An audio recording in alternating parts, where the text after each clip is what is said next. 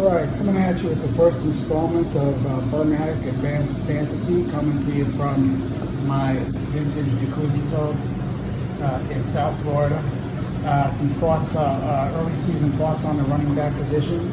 I think that we're starting to see a situation that I personally did foresee going into this draft, which is with the number one overall pick, Christian McCaffrey. He's been obviously utilized quite a bit over the past few years, certainly the 2 years prior to last year, and you're starting to see, I think, a little bit of Terrell Davis effect where he's starting to be banged up.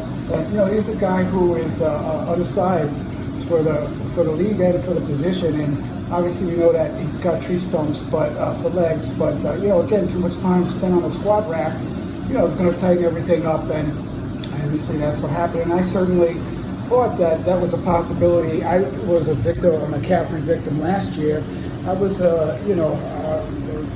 thrilled finally. The number one overall pick. When do I ever have that? Now I get to actually have a guy like McCaffrey instead of seeing him stomp all over me year after year. So I went for it, number one, and of course I paid the price. My season was lost when he went down in week 3, and I just really felt that there was going to be more of the same in store this year, and so that's why I drafted Chuba Hubbard in all 3 of my fantasy leagues this year, and obviously now he's going to be starting for at least a few weeks, potential RB2 status during that time, and that's also the reason why I said that even if I did have the number one pick, it wasn't going to be on Christian McCaffrey.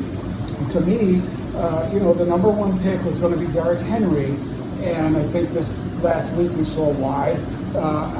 We all saw it. We all saw what Henry did in the playoffs last year. I actually thought that the Titans were going to win the Super Bowl based off of Henry because everybody was just making a business decision to get out of his way on defense, and understandably so. He was kind of running over everybody. Well, it didn't happen, but obviously, then we come into this year, and we see that the Titans' offense is having a little bit of trouble in game 1, not in sync. Pretty much everyone on the offense had a bad game.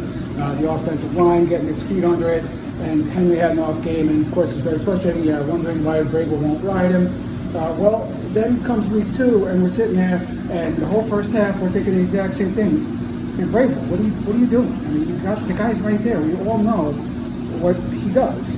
You know what I'm saying? And there were times we're losing at the time, and he's like, come on, man, obviously you got to ride this guy. So, that's why he's a head coach. He got the memo in the locker room at halftime, and he did just that. And, of course, Derrick Henry did exactly what his draft was expecting him to do, and why I personally had him as the number one overall pick.